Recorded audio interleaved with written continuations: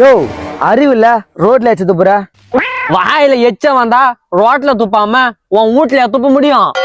ஏய் இரு உன்னை எங்கேயோ பார்த்த மாதிரி இருக்குது. ஏய் மச்சான் நீயாடா? எனக்கு தெரியல உனக்கு. நீ தெரிஞ்ச ஆனா நீ யாருன்னு தெரியலையே. மச்சி என்ன மச்சி என்ன மறந்துட்டுக்கிற? 10th சீல போச்சுமே பூங்காவனம். பூங்காவனமா?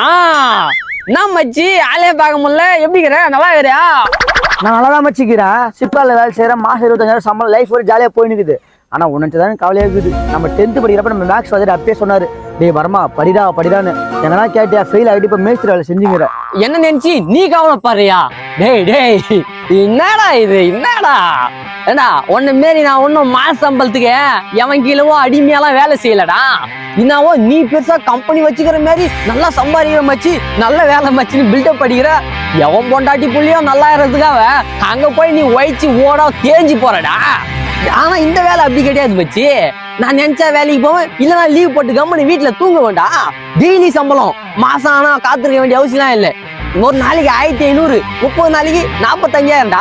நீ என்ன வெறும் 25,000 தான்டா வாங்குற. அதனால அடுத்தவனுக்கு அட்வைஸ் பண்றதை விட்டு நீ போய்கிற வகையை பாரு மச்சி. இப்ப கூட இந்த தெருவுல 4ஆம் நம்பர் வீடு கணேஷ் வீடு எங்கேயும் தெரியல, அந்த வீடு தான் வேலையா போறேன்.